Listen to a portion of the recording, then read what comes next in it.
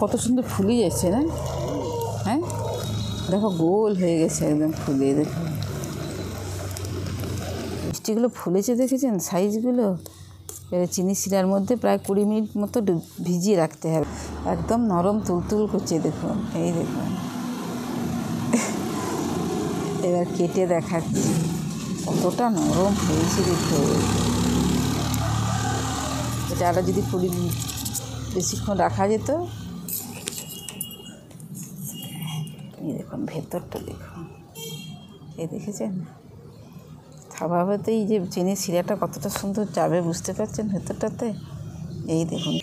নমস্কার বন্ধুরা, জঙ্গলমহল ভিলেজ ফুডে আপনাদের সকলকে স্বাগত। বড়দের প্রণাম এবং ছোটদের ভালোবাসা জানাই। আশা করি সবাই ভালো আছেন। আজকে আমি আবার চলে এসেছি আরেকটি মিষ্টি রেসিপি নিয়ে। তা এর আগে আমি আপনাদের সঙ্গে অনেক রকমের রসবড়া রেসিপি আপনাদের সঙ্গে শেয়ার করেছি। মুগ ডালের রসবড়া, মটরের রসবড়া বা সেই বরবটি কলাইয়ের রসবড়া, এর আগে বহু রকম রসবড়া আপনাদের সঙ্গে শেয়ার করেছি। আজকে আমি শেয়ার করব চিড়ের রসবড়া। তো প্লিজ আপনারা প্রথম থেকে শেষ পর্যন্ত ভিডিওটা দেখুন। খুব কম সময়ে এবং খুব অল্প উপকরণেই কিন্তু এটা বানিয়ে নেওয়া যায়। আর বাড়িতে তো সবারই চিড়ে থাকেই, তো এটা চটজলদি কিন্তু বানানো যায় এরকম একটি রেসিপি। দেখুন এখানে আমি নিয়ে নিয়েছি 1 বাটি চিড়ে। চিড়ে কিন্তু 2 রকমের হয়, একটা পাতলা দানারও হয়, মানে পাতলা, আর একটা একটু মোটা। তো এইটা একটু পাতলা ধরনের চিড়েটা।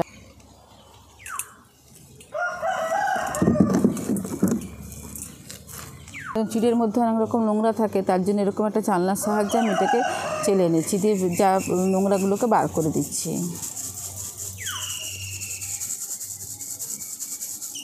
চিড়ের থেকে নোংরা নয়, মানে চিড়েরই গুঁড়ো আর কি। এই দেখুন। এরপর চিড়েটাকে আমি খুব ভালো করে জল পাল্টে পাল্টে 2-3 বার ধরে ধুয়ে নেব।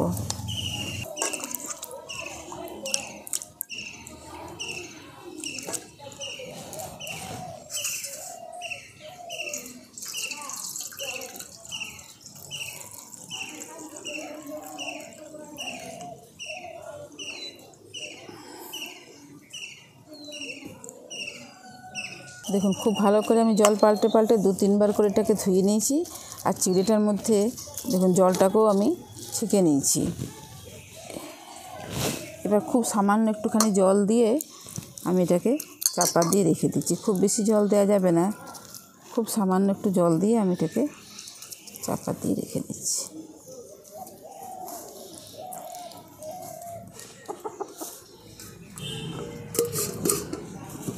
দেখুন চিড়েটাকে তো আমি ভিজিয়ে রেখে দিয়েছি। এরপরে রেসিপিটির জন্য মিষ্টিটির জন্য একটু চিনি শিরা বানিয়ে নিতে হবে। তার জন্য নুনটা ধরিয়ে নিয়েছি। এরপর আমি কড়াটা বসিয়ে দিচ্ছি।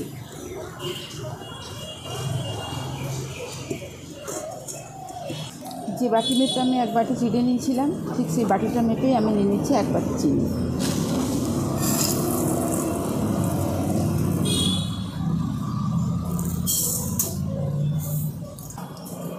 সেই বাটি মেপে দিয়ে দিচ্ছি 1 বাটি জল।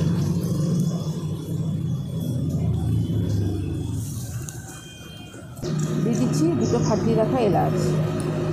চিনিটা একটু মেল্ট হয়ে যাওয়ার পরেই কিন্তু যখন দেখবেন একটু চিটচিটে চলে এসছে, সেইভাবেই কিন্তু এটাকে নামিয়ে নিতে হবে। এটা কোনো খুব চটচটে শিরা একটা তৈরি করার কোনো দরকার নেই।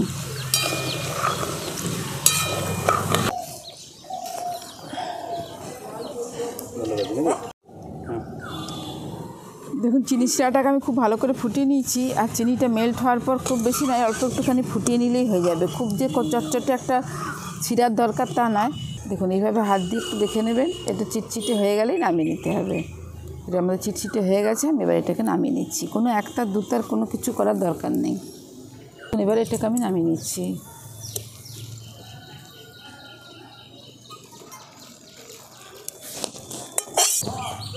দেখুন এদিকে আমি যে চিড়েটাকে ভিজিয়ে রেখেছিলাম, কত সুন্দর চিড়েটা ভিজে গেছে। দেখুন দেখুন কত টাইট হয়ে গেছে, দেখুন ভিজেছে। দেখুন হাত দিয়ে আপনাদেরকে দেখাচ্ছি, এইটা কি সুন্দর ভিজে গেছে। দেখুন চিড়েটা হাত দিয়ে এরকম করে ম্যাশ করলেই কীরকম নরম হয়ে যাচ্ছে। এখন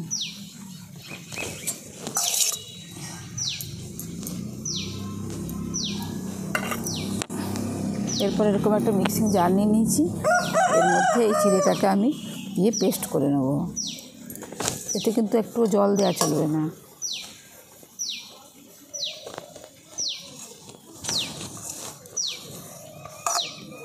এই দেখুন চিড়েটাকে আমি খুব ভালো করে পেস্ট করে নিয়ে চলে এসেছি। আর যখন পেস্ট করবেন একটুও কিন্তু জল দেওয়া চলবে না। এরপরে এরকম মিক্সিং বোলের মধ্যে আমি এটা এই দেখুন এই জায়গার মধ্যে আমি চিড়ের পেস্টটাকে নিয়ে নিয়েছি। এরপর এর মধ্যে দিয়ে দিচ্ছি আমি পরিমাণ মতো নুন। দেখুন দিয়ে দিচ্ছি পরিমাণ মতো নুন। এবার নুনটাকে দিয়েও আমি খুব ভালো করে মেখে নিচ্ছি। এরপর দেখুন নিয়ে নিয়েছি এরকম 1 প্যাকেট গুঁড়ো দুধ। এই গুঁড়ো দুধটাকে আমি অল্প অল্প করে এর মধ্যে দিয়ে আর মেশাবো। হাতের থেকে পড়েই গেল কিছুটা। একসঙ্গে পুরোটা দিতে যাবেন না, একসঙ্গে পুরোটা দিতে গেলে কী হবে, ঢেলা পাকিয়ে যাবে। কম কম করে দিয়ে আমি এটাকে ভালো করে মিশিয়ে নিচ্ছি।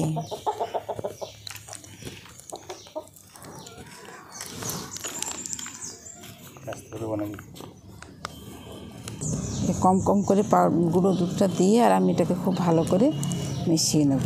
কেমন চেটচেটে হয়ে গেছে দেখুন।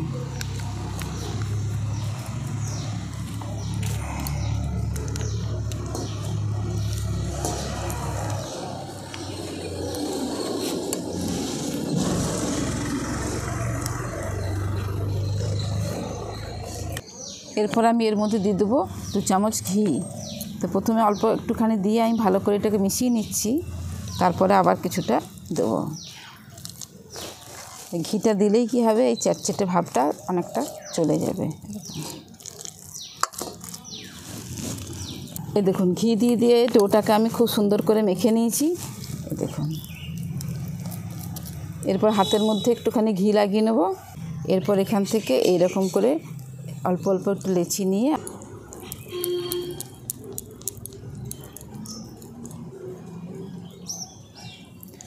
এই দেখুন এইরকম করে বড়ার আকারে আমি এগুলোকে তৈরি করে নিচ্ছি।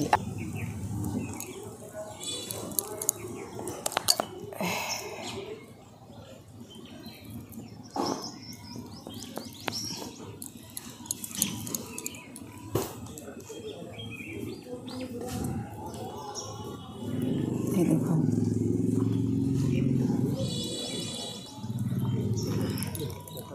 দেখুন খুব সুন্দর করে আমি মিষ্টিগুলোকে বানিয়ে নিয়েছি। এরপর উনুনটা ধরিয়ে কড়াটা বসিয়ে দিয়েছি। কড়াতে দিয়ে দিচ্ছি সাদা তেল। তেলটাকে কিন্তু খুব ভালো করে গরম করে নিতে হবে, যেহেতু এই মিষ্টিগুলো খুব নরম, তার জন্য তেলটাকে কিন্তু খুব ভালো করে গরম করে নিতে হবে। দেখুন তেলটা খুব ভালো করে গরম হয়ে গেছে। এরপর আমি একটা একটা এরকম করে মিষ্টিগুলো তুলে আর তেলের মধ্যে দিয়ে দিচ্ছি।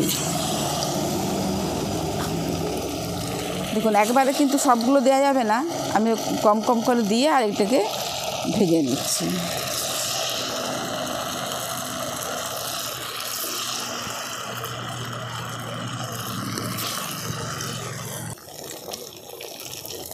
এই দেখুন কি সুন্দর উল্টানো যাচ্ছে, দেখেছেন?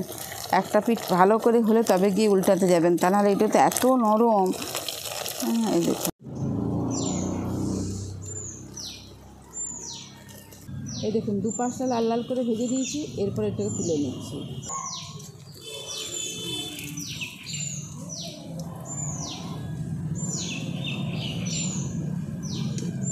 এরপরে চিনি শিরাটা তৈরি করে রেখেছি, একদম সরাসরি চিনি শিরার মধ্যেই আমি এটাকে দিয়ে দিচ্ছি।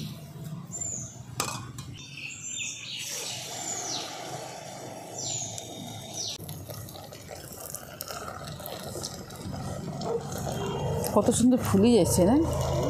হ্যাঁ দেখো গোল হয়ে গেছে একদম ফুলে। দেখো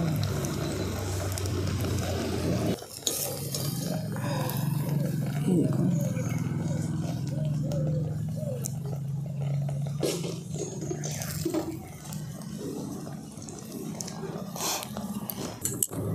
এই দেখুন সমস্ত মিষ্টিগুলোকে আমি বানিয়ে নিয়েছি।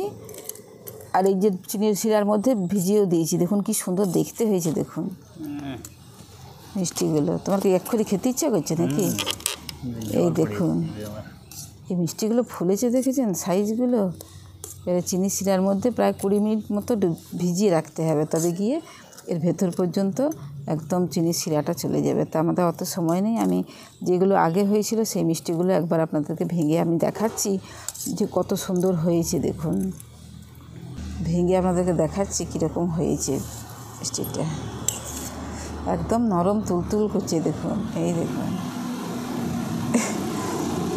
এবার কেটে দেখাচ্ছি। কতটা নরম হয়েছে দেখো। এটা আরও যদি বেশিক্ষণ রাখা যেত। এই দেখুন ভেতরটা দেখুন, এই দেখেছেন স্বভাবতেই যে চিনির শিরাটা কতটা সুন্দর যাবে বুঝতে পারছেন ভেতরটাতে। এই দেখুন পুরো একদম গোল হয়ে ফুলেও গেছিলো তো যখন তৈরি করি। তা আপনারা প্লিজ বাড়িতে একবার হলেও বানিয়ে খেয়ে দেখবেন, দুর্দান্ত খেতে হয়েছে। আর দেখলেনই তো কত কম উপকরণে, খুব সামান্য উপকরণে কিন্তু মিষ্টি তৈরি করা যায়।